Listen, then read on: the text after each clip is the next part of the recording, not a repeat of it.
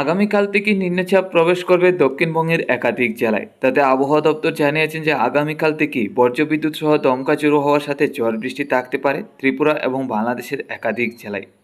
তাতে বন্ধুরা, আজকে থেকে আগামীকালকের মধ্যে কোন কোন জেলায় কী পরিমাণ নিম্নচাপ প্রবেশ করবে এবং বৃষ্টি কোন কোন জেলায় থাকবে, এছাড়া আজকের দিনও বৃষ্টির কোনো আশঙ্কা আছে কিনা তা আমরা জেনে নেব। এছাড়া বঙ্গোপসাগরের যে এই ঘূর্ণাবর্ত থেকে তো ঘূর্ণিঝড় তৈরি হয়নি, বর্তমান সময়ে ঘূর্ণাবর্ত আছে, তারপর আবারও একটা ঘূর্ণাবর্ত তৈরি হওয়ার কথা 25 তারিখের দিকে। তাতে আগামী 25 তারিখের মধ্যে ঘূর্ণাবর্তের কী আপডেট আছে তাও আমরা দেখে নিচ্ছি। তো প্রথম দেখে নিচ্ছি ঘূর্ণাবর্ত। তো বর্তমান সময়ে ঘূর্ণাবর্ত রয়েছে অন্ধ্রপ্রদেশ এবং উড়িষ্যার উপকূল ধরে বঙ্গোপসাগরে, আর নিম্নচাপ রয়েছে অন্ধ্রপ্রদেশের উপর।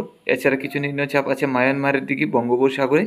এই মায়ানমারের নিম্নচাপগুলি কিন্তু আগামী দিনে ত্রিপুরা এবং বাংলাদেশের শহর জুড়ে প্রবেশ করবে। তো যদি আমরা আগামী দিনগুলিতে দেখি 25 তারিখের আপডেট, তাহলে আমরা 25 তারিখের ঘূর্ণাবর্তের দিকে যদি নজর রাখি, তাহলে 25 তারিখের মধ্যে তেমন ঘূর্ণাবর্ত কিন্তু তৈরি হচ্ছে না, মোটামুটি পাকের মতো থাকবে। আর এই পাকের কারণে 25 তারিখ পর্যন্ত দেখুন নিম্নচাপ রয়েছে। এই নিম্নচাপগুলি বঙ্গোপসাগর থেকে ত্রিপুরা বাংলাদেশের একাধিক জেলায়, বিশেষ করে দক্ষিণবঙ্গের একাধিক জেলায় প্রবেশ করবে এই নিম্নচাপ। তো বন্ধুরা, ঘূর্ণাবর্ত থেকে তো ঘূর্ণিঝড় তৈরি হচ্ছে না, নিম্নচাপ তৈরি হচ্ছে। তো এখন দেখে নিচ্ছি আজকের দিনে বা আগামীকালকে নিম্নচাপ কোন কোন জেলায় প্রবেশ করতে যাচ্ছে। আজ 20 জুলাই শনিবার 2024। দেখুন, আজকে সকাল থেকে ত্রিপুরা বাংলাদেশের একাধিক জেলা পরিষ্কার আছে, মাঝে মধ্যে মেঘলাভাব আমরা দেখতে পাচ্ছি। শিলিগুড়ি, আলিপুরদুয়ার, গুয়াহাটি, আসামের শিলচর সহ উত্তরবঙ্গের একাধিক জেলাও মোটামুটি পরিষ্কার।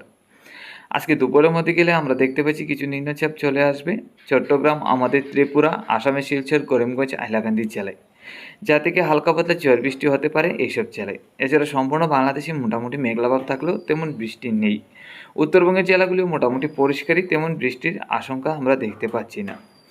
আজকে সন্ধ্যা রাত্রির মধ্যে গেলে আমরা দেখতে পাচ্ছি বিকাল থেকে বাংলাদেশের সিলেট, ময়মনসিংহের দিকে হালকা পাতলা ঝড় বৃষ্টি। এছাড়া আমাদের ত্রিপুরা, চট্টগ্রামেও হালকা পাতলা ঝড় বৃষ্টি থাকতে পারে। আসামের শিলচর, করিমগঞ্জ, হাইলাকান্দি জেলায়ও হালকা পাতলা ছিটাফোটা বৃষ্টি হবে। এছাড়া বাংলাদেশের বাকি জেলাগুলি মোটামুটি পরিষ্কারই।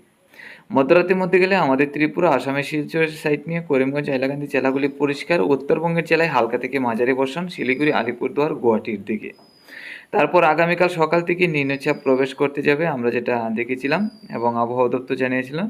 দেখুন, সকাল থেকে আমরা দেখতে পাচ্ছি খুলনা, বরিশাল, চট্টগ্রামের দিকে হালকা পাতলা নিম্নচাপ প্রবেশ করবে, যা থেকে বৃষ্টি না থাকলেও মেঘলাভাব থাকবে বাংলাদেশ এবং আমাদের ত্রিপুরা যে তেমন মেঘলাভাব থাকছে না, হালকা পাতলা মেঘলাভাব।